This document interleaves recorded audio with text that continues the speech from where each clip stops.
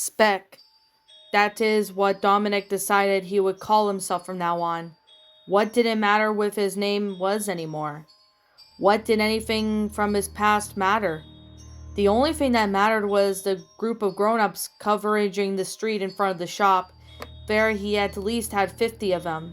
They all seemed to answer with a heavily built adult who appeared to be over 7 feet tall. He had a sandy blonde hair that went down to his shoulders, had a very serious look on his pale green and slightly rotted face that looked like he had never smiled before. He also wielded a sledgehammer that was stained with blood from when he used it earlier. Apparently, whenever an adult was found in the dead kid's body, they brought him to him in a nod, and they were set in the body pile in the middle of the street. However, Speck recognized that the gas station was Flip, tried to keep a parts of the body for himself to eat. When the other adults found out, they dragged the reluctant clerk up to the towering adult, who ended up spraying his head with brain matter all over the street, with one furious swing of his sledgehammer. Speck watched as through his binoculars, waiting for them to move, but it didn't look like it was going to happen anytime soon. He wanted nothing more than to grab a gun down from below and shoot them all down, but he was afraid of the gunshots would attract more adults, to which it would prevent him from ever escaping his dad's hunting shop. He went back down into the shop, like where his dad was still restrained. "Looks like we got company outside, Dad," he joked. Speck didn't know it, but his father could sense the other adults were just as they could sense him in the building. He could not call out telepathically, due to the other adults any time he wanted. The only problem was that he didn't want to waste their time, break into a shop only to find one fellow adult resided. However, if he told him there was a kid where they would plan on the shop, were on the drop it piece of finger food. There was no way he was going to do that. He wanted the kid to himself. He hated him for pinning him down, trying to pipe on the wall as well. He wanted revenge. He wanted nothing more than to kill him and feast on his corpse. The gym in the middle of the school was like the layout of the gym of the elementary school, where the gym used mats as beds. Kids sprawled out throughout the room. The younger ones were reading and playing games, and a few older kids loitered around the bleachers. The Loud sisters were sure some of the kids recognized them, but no one said anything. Everyone sat still as the newcomers entered the gym. It felt like they entered the gym of an elementary school. Brock sat at the benches, talking with another kid who was writing things down on a piece of paper.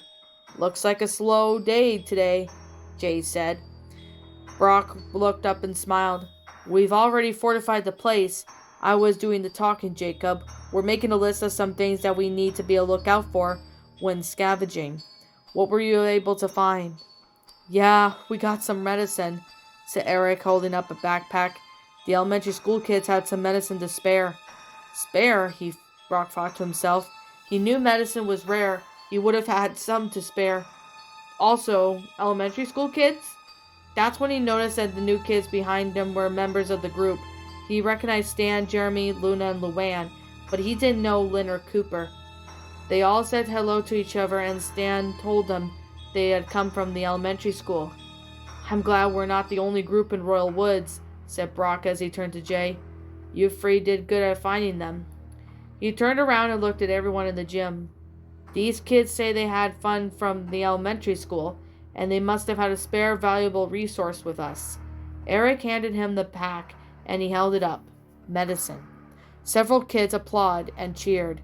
The newcomers looked around and studied the room with feeble smiles on their faces.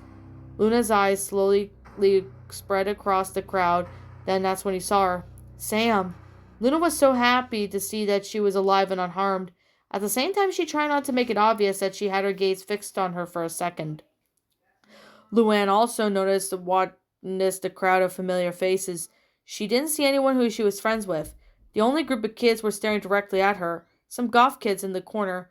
One room had a girl had pale skin and ink black hair, especially with her laid eyes set on Luann.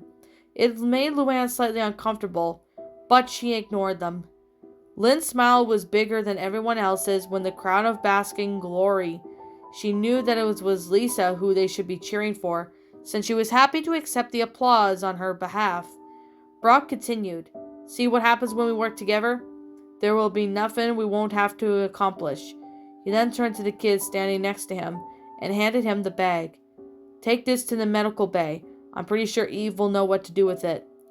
Soon as the applause stopped, some of the kids walked up to them and asked them about the elementary school. What was it like? How many kids were there? Some even asked about family and friends. The group tried their best to answer questions. When Brock told them that they had to worry about these questions some other time, the middle school kids went back to what they were doing. "I can't thank you guys enough. Allow me to give you a tour of the school and pairing you some gifts." "Actually," said Lynn, "I'm tired, so I'd like to get back to—" "We'd love to have a tour," Stan said, as he looked up at Lynn and gave her a look of irritation. Lynn then returned his look, and then looked at her sisters. "I don't mind the tour," said Luna. Luann agreed. Lynn sighed enthusiastically and walked with her group out of the gym. Lincoln returned to the gym to see Clyde playing with Lily. Lily was smiling and giggling. She didn't have a care in the world. Mostly she had no idea what was going on in the world. Once Lincoln made it back to them, someone else made their way towards them. "Lola," a squeaky, high-pitched voice called out. Lincoln looked to see Rusty approaching him. "Oh, hey, Rusty. What's up?" "The ceiling," he responded. "But seriously, do you and Clyde want to play a board game with me and the gang?" He turned his head towards a bunch of kids who were setting up a board game on the table.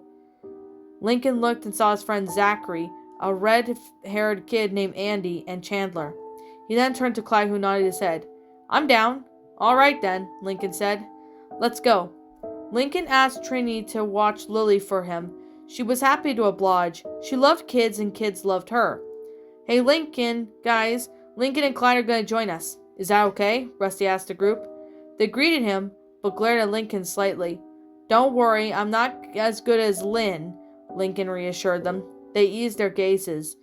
"Well, in that case, the more the merrier," Andy said cheerfully, gestured towards some open seats. "So, what board game are we playing?" Clyde asked. "Pardon?" said Andy. "I said what game we are—" "No, the game is called Pardon," Andy restated. "Oh." Lincoln and Clyde sat down. Lincoln looked over to Chandler, who returned his gaze and nodded his head. Lincoln returned the gesture. He wondered what Chandler's friends were doing, with even his so-called friends needed a break from his crap. "Choose your pieces," said Andy, as everyone grabbed a piece. Lincoln decided on the orange piece. Andy explained the rules, and they all began. "Me first," said Chandler. Before anyone could say anything, he rolled the dice and moved it to his piece. Instantly landed on a loose turn space. "Shit! Lost a turn on my first roll." "Whoa, man," Clyde gasped. "You have to watch your language." "Or what?" Chandler retorted. "Are you gonna wash my mouth with soap? Send me to my room? Give me a spanking?" Andy laughed. Rusty and Zachary looked at each other and smiled sheepishly. Lincoln glared at Chandler. He never liked him, but he was willing to put aside their resentment for the sake of avoiding pointless drama. However, he didn't like him swearing, especially around little kids. He remembered earlier in that morning when someone swore as his older sisters and Joey left the room. He was too worried about his sisters to care about that moment. But then, that was then, and this was now. "He's right," Lincoln said. "You shouldn't swear." "Oh, please," Chandler groaned. "That was an old rule from before the world went to shit. I mean, I miss my parents and all, but you gotta admit, the fact that there are no more adults means we can say any fucking word we want." No one could come up with the argument, and the way Chandler was right. Who gives a damn about swear words at this point? There were some teens in the school who get scolded for swearing, but they didn't really matter how long they run it, did it? Eventually, it was Lincoln's turn. He then rolled a die, and then moved to his orange piece. "I'm guessing orange is your favorite color," Andy said. "After all, you're always wearing the orange shirt." Yeah, I guess that's it," Lincoln answered, thinking about his life. He always wore orange clothes, and orange it was his scheme. He wore orange just like his sister wore clothes with the same colors as well. "I would have guessed it your favorite color was white," Chandler said with a grin, "because you have white hair." Lincoln then turned to Chandler with an tired look. I mean, what gives it anyways? All your sisters either have blonde or brunette hair, and there you are with hair as white as Christmas. Before Lincoln could respond, Andy spoke up. I talked with Sanjay about it, and he thinks you could be albino or have neurobromatosis. They all looked at Andy with blank expressions. What? Said Lincoln. Neurofibromatosis, Andy repeated without any trouble at all. It's when you get all those tumors in your body, or in this case, they could be in your brain. Oh shit, that would suck, Chandler laughed. Yeah, it would, Lincoln agreed. But if you must know, I get my white hair from my grandpa. Lincoln felt sad as he mentioned Pop Pop. Everyone in his family that loved him and adored the old man. He was probably endlessly roaming the earth just like any other adult. Let's hope so, said Andy. While everyone else took turns, Lincoln kept glancing to where Lucy sat with Grace. They seemed to be having a pleasant chat, to where Lily sat nice and comfy, under the watchful eye of Trinity. He smiled and he wished his older sisters could be just as relaxed as they were now. He wondered if it was fair to go sit around, play video games while Lana, Lola, and Lisa worked, while his older sisters were out risking their lives. Your turn, Lincoln, said Clyde. Lincoln looked at the board. Oh, sorry. The others seemed to notice that he was looking at his sisters.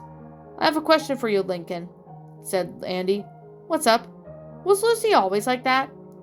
Andy didn't seem to elaborate, but Lincoln knew exactly what he was talking about. Her dark hair and pale skin.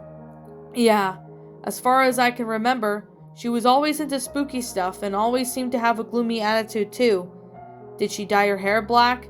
Andy asked. No, she was born with it. How appropriate, Andy laughed. It's funny how all your sisters seem to have differently complete personalities. I don't know how you lived with them for all these years. You'll learn to adapt, Lincoln joked.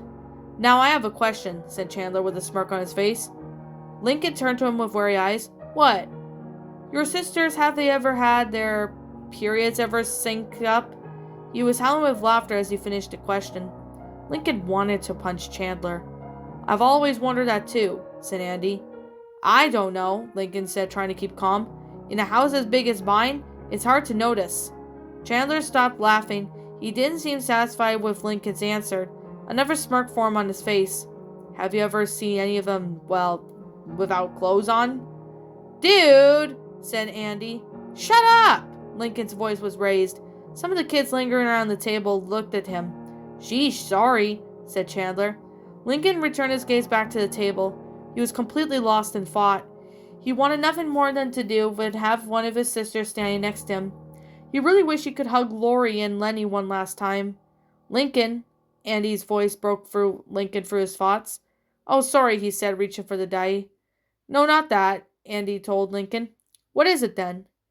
What I wanted to say was that being the only boy in a family of 10 girls, you must have really been the one they looked for answers, besides your parents and your eldest sister. Lincoln thought about the most common phrases he had heard for his life. Lincoln, do this. Lincoln, do that. Lincoln, I need your help with. Lincoln, can you watch my... Yes, they did, Lincoln answered. I was happy to help most of the time. Lincoln then told him about his sister's adventures. A lot of them were wild. Some of them were even familiar because they were all the tales of the same loud house that they were all spread throughout the school. Wow, you could write an entire book about your exploits, Andy said.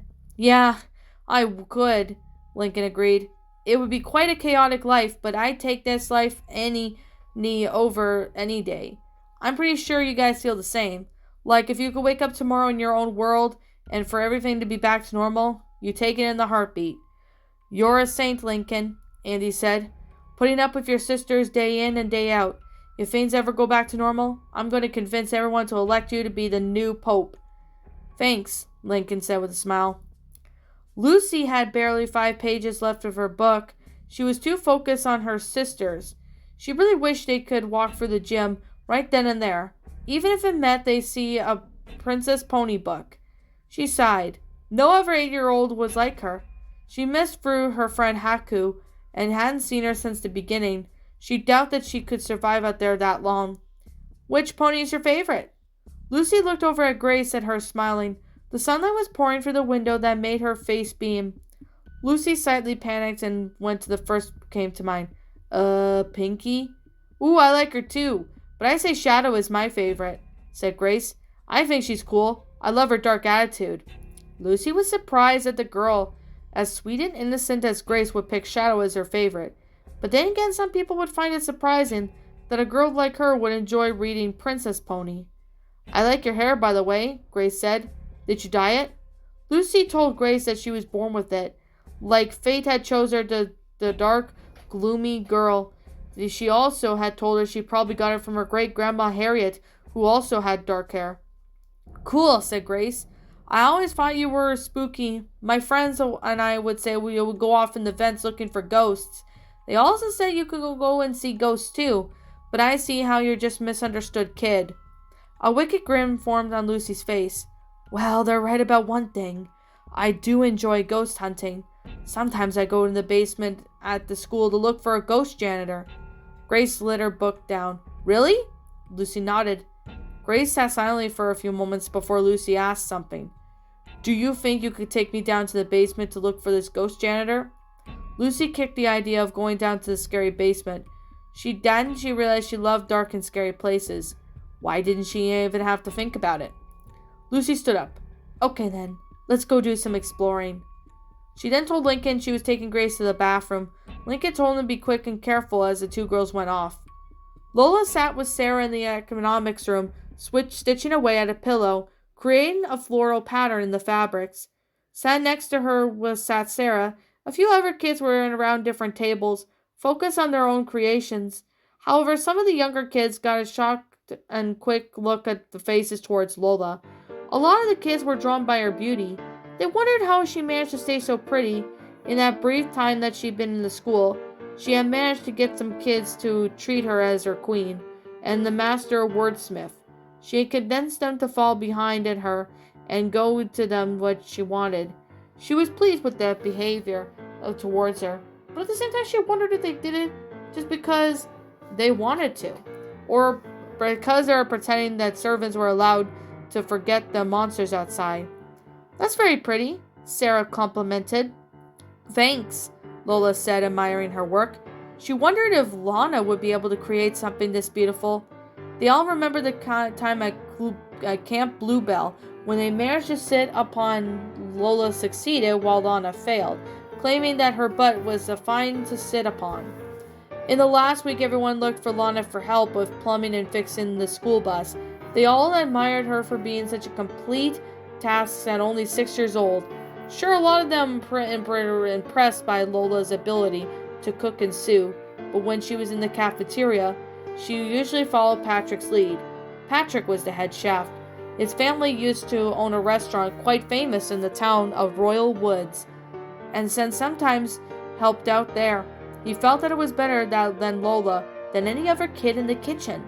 It wasn't like while Lana worked with Marco in the plumbing, or when she helped with Carl at the bus at all. They both respected her, and they knew that without her, they wouldn't be able to get much done. Lola really wished the others could show her some respect and her skills instead of respecting her as a queen. She wasn't a queen, she was just a kid, a spoiled, bratty 6-year-old who treated her siblings horribly sometimes. But that was just it, she was only 6. She always thought she'd have her whole life to change her attitude. Now she had to use that one time. She probably had left to be with her own siblings, who were just alive. She wished Lori and Lenny were still alive too, so she could apologize to them for all the things that she ever done to them. Hug them. She wanted Lori to wrap her arms around her and protect her. Lola secretly admired Lori. She was demanding, to which Lola thought it was empowering. She was also a lot into girly things like Lola. She was still tough, strong, and fierce. Lola imagined her knocking an adult out just by hitting it with her cold, hard, imitating stare. But unfortunately, Lori was gone, just like the other adults. Lola wondered how long the kids could keep up this messed up world. The middle school was well organized and secure. There were teens patrolling with candlelit halls and then reinforced some of the windows with steel bars. There were also vegetables being planted in the courtyard, and the kids were preparing food in the cafeteria. Brock let them sit and have a quick meal. I can't believe we accomplished all that so fast, said Stan. Well, when you grow up in a military family, you know how to be organized and plan ahead, said Brock. I'm guessing most of you in the United States Army? Stan asked. Yes, it's pretty much a tradition that my ancestors came here in the 1700s and fought in the American Revolution. Cool. Stan and Jeremy looked completely enthralled by Brock's stories. Luna and Luann were slightly interested. However, they were more interested in Brock himself. He wasn't really that they considered him to be their type, but that didn't mean they find him attractive. They really wished that they ended up with him instead of that elementary school with Duke. Luna wasn't so sure if she'd be able to drag her siblings away from the elementary school to come here if that meant being brave to the streets. Lynn wasn't interested in Brock at all. All she cared about was getting back to her sisters. She didn't care that Cooper kept glancing at her and smiling. After they were done eating, Brock led them to a room that was well stashed with supplies and weapons.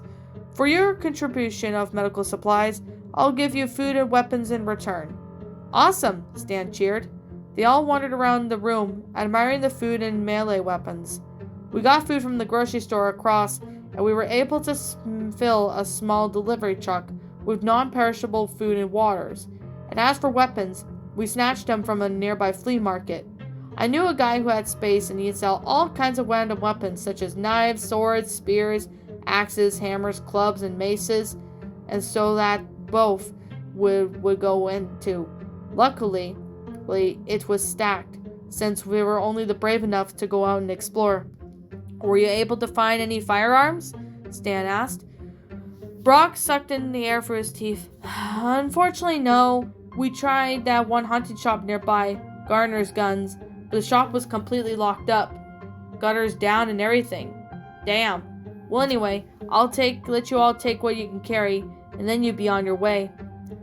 Lucy and Grace crept down this hall, past the teen who slept by the floor instead of being on watch. Eventually they reached a door that led to the basement. It was a storage basement. It was wrapped in chains and locked with a padlock. Lucy looked at Grace for her hairpins. Lucy knew how to unpick a lock. After all, sometimes she would break through into cemeteries after dark. The padlock clicked and the chains fell.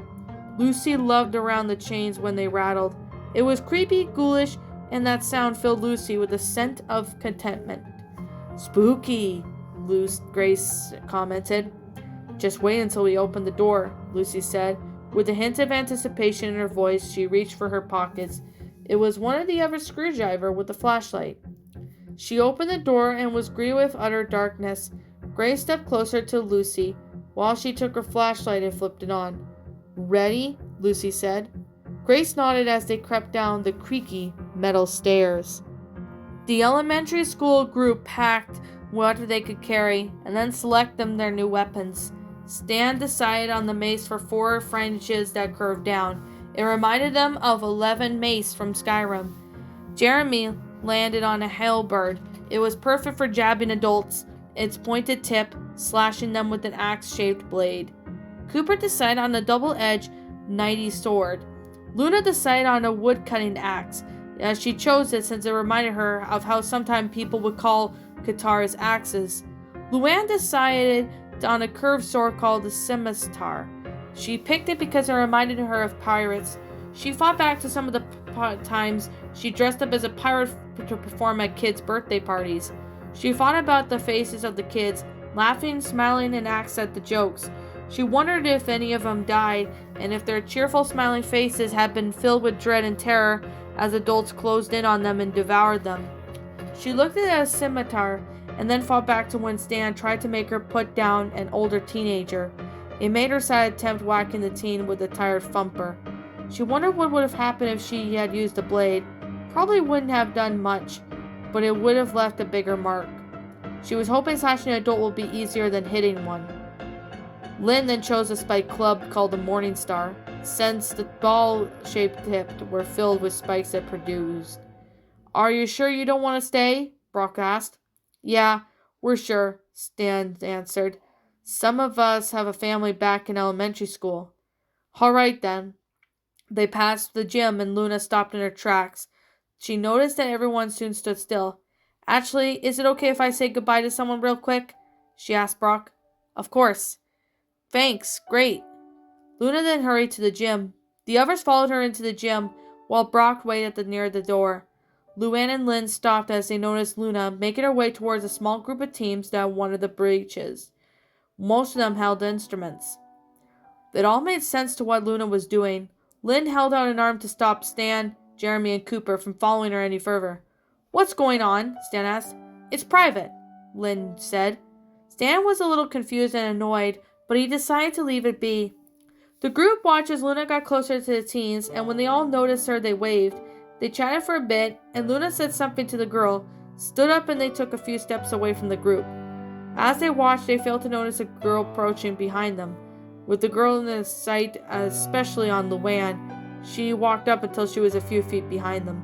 The group was so preoccupied to notice her. The girl stood for a few seconds, wondering what to say. She was too busy staring at Luann to notice that they were all looking at Luna. The group continued to watch as Luna and Sam talked. Both Luna and Sam were smiling and laughing. Eventually Luna said something and pointed to herself. Sam then put a hand up to her mouth, and from what she could tell, tears began to form in her eyes as she hugged Luna. They stayed like that for a few seconds, not caring that the elementary school group was watching, and that Sam's friends were also watching. Lynn and Luann looked at each other and smiled, and then Luann saw that Lynn's eyes shifted into something and looked behind her.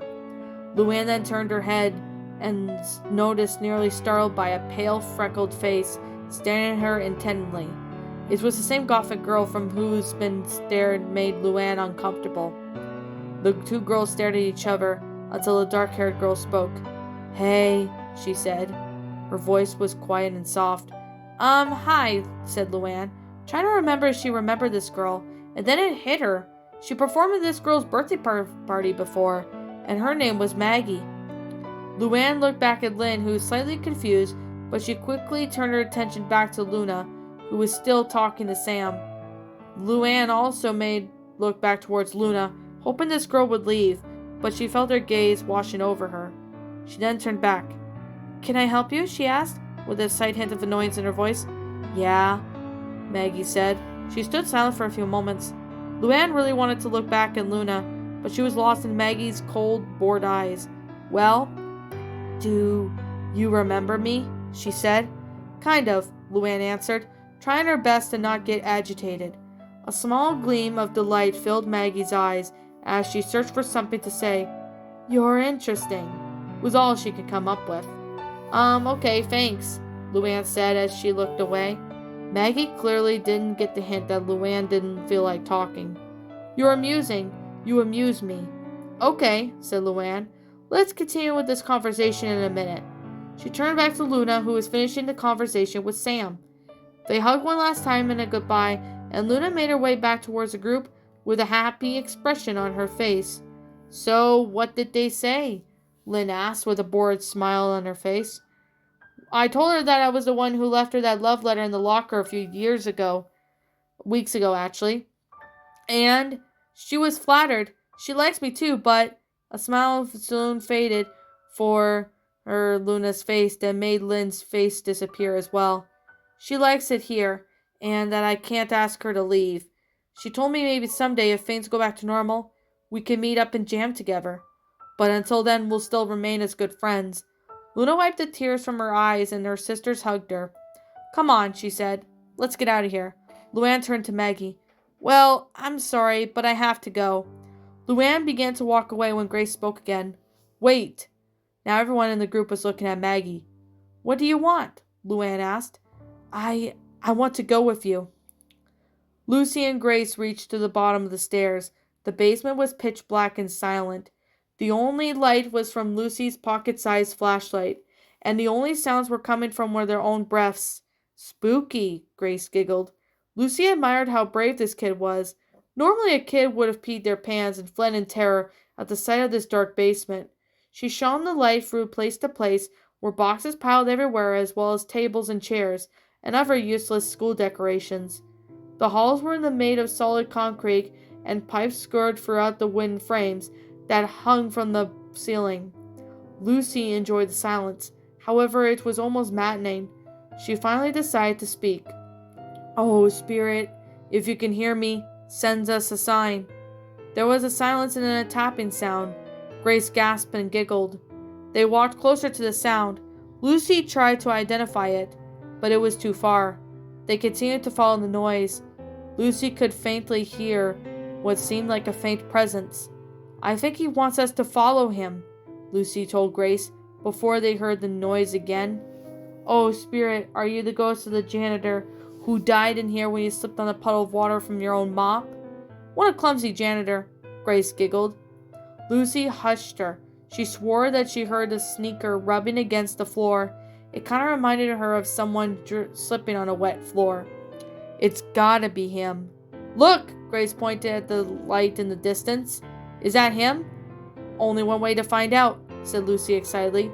In all of her years of ghost hunting, she had little success.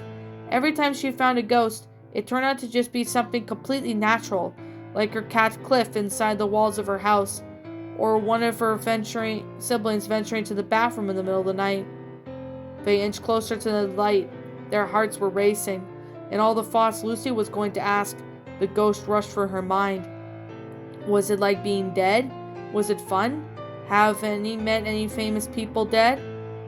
They reached to the light source, and Lucy's heart sank when she noticed there was sunlight pouring through the window. She quickly realized the basement was dark because the boards were covering the basement windows, all except this one. She looked at the ground and saw 2 pieces of wood and broken glass. She looked back up at the window and saw her veins turn to cold, and when she put 2 and 2 together, the sounds of heavy raspy breaths approaching the footsteps completely shattered the ice in her veins. As all the thoughts in darkness, gloom and misery shot out of her head, and that they were replaced with thoughts of surviving. The thoughts of living every day to its fullest. Thoughts of happiness, sunshine, bright colors, and warm smiles. She was no longer Lucy Loud, the girl who was always daring and weary and miserable looking. She was this Lucy Loud, scared little 8-year-old who wanted to live. She turned to Grace, screamed louder than ever screamed before. "Run!" Lincoln kept looking back towards the gym doors, waiting for Lucy to return. He was really starting to worry, wishing that he'd gone with them. But at the same time, he knew that how long the girl could take in the bathroom. Then again, this was the only simple trip to the bathroom. The world had changed. Lucy and Grace would have just gone and come back. There was no time they could do whatever it usually took for his sisters to do so in that long time. He was about to stand until the gym doors burst open, and then there was a crying sound. It was Lana. Lincoln immediately got out of his chair, rushed over to Lana, who was being escorted to the gym with a weary-looking Marco. "What happened?" Lincoln asked, as he had a few older kids that they were keeping on watch from the gym, ran up to them. "Freaking greasy monkey," he answered. His voice was filled with disdain. Lana wrapped his arms around Lincoln, who cried on his shoulders. Lincoln returned by this and hugging Lana as well. Meanwhile, while Marco was talking identically to some of the teens, "We need to do something about Grease Monkey. Do you know what I saw him doing? I saw him taunting Lana. He was holding up her dead pets, taking bites of them, just to frighten her." Lincoln's blood boiled when he heard this. "What can we do?" asked one of the teams. "Every time we go up and get them, he ends up running away. Then how are we to chase him this time?" "Are you nuts? We have no idea where he'll lead us. It could be a trap." "I want him dead." Lana stopped crying, and her face was red with rage. "I'll put him down by myself if I have to." "Easy now, Lana," said Lincoln. "I'm not going out there. I'm going to go talk to the Bonton Boy Scout so he can teach me how to craft and take out that grease monkey by just shooting him with an arrow." "That's not a bad idea," said Marco.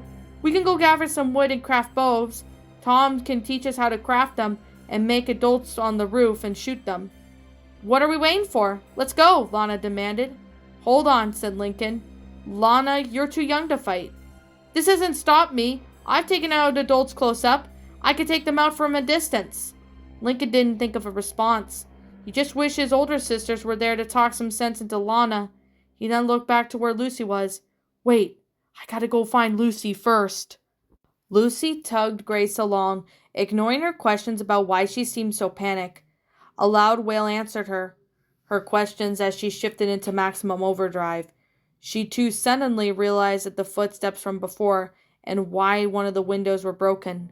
She screamed again and began to cry. She couldn't see any more of anything past her tears, and she had to guide her. Was Lucy's cold and leading her through the darkness towards the light was being cast down from the open door on top of the stairs. They had raced up the stairs so fast, miraculously not tripping on any of the steps. As soon as they reached the top, Lucy turned around and tried to close the door, but an adult reached up and put his hand, preventing the door from shutting. Lucy desperately tried to hold the door shut, and Grace tried to help her. Both were screaming as loud as they could for help. Suddenly an older kid appeared. It appeared was the sleeping teen they snuck past earlier. He swore and then ran over, put his body against the door, and told one of them to go and get help. Lucy ran, to which it prompted Grace to do the same.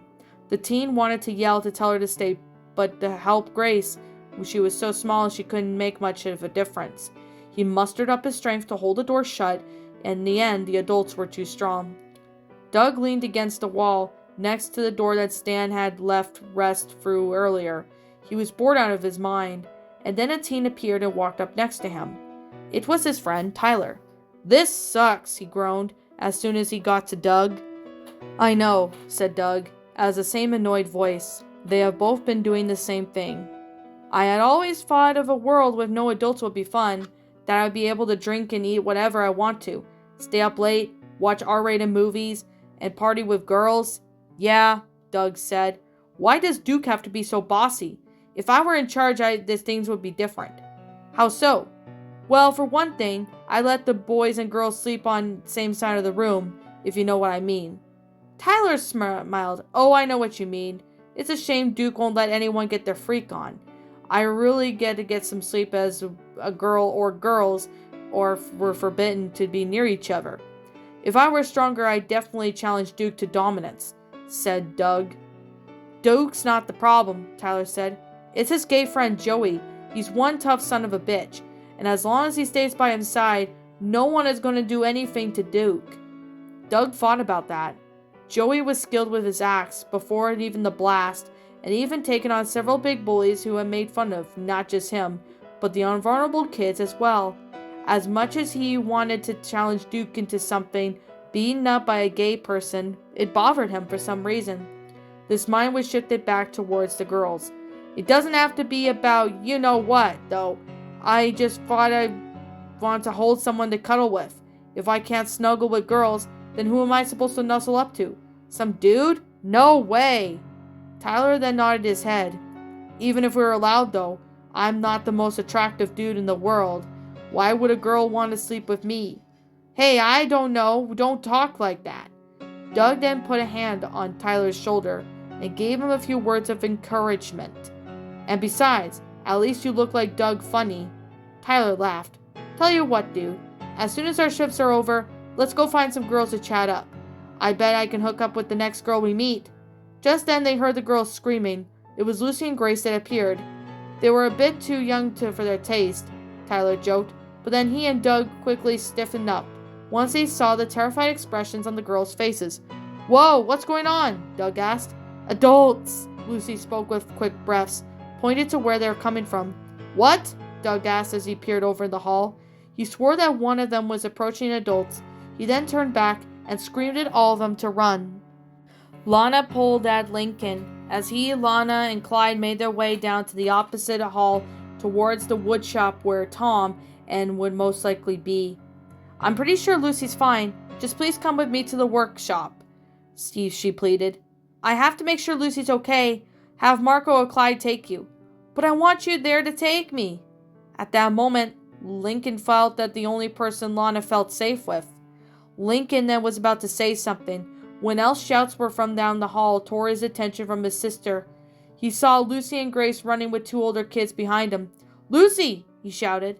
He then ran towards Lucy and Grace, who were waving frantically. That's when he saw the large group of adults filling the hallway behind him. Lincoln froze. Suddenly he was back to that day, the day their lives changed forever. He wanted to cry, to scream, to run out of the school to his house, to hide in his room and bury himself under the covers. He wanted his bed to turn into a rocket ship, launch him off into the planet, far away from the fear that he left at that moment. But he couldn't, because as soon as he saw the fear and terror on Lucy's face, it kicked in the thoughts of cowardice out of his mind, replacing with a powerful need to save his younger sister. He turned to Clyde and told him to take Lana to the auditorium. Lana wanted to stay and fight, but Clyde lifted her up and ran.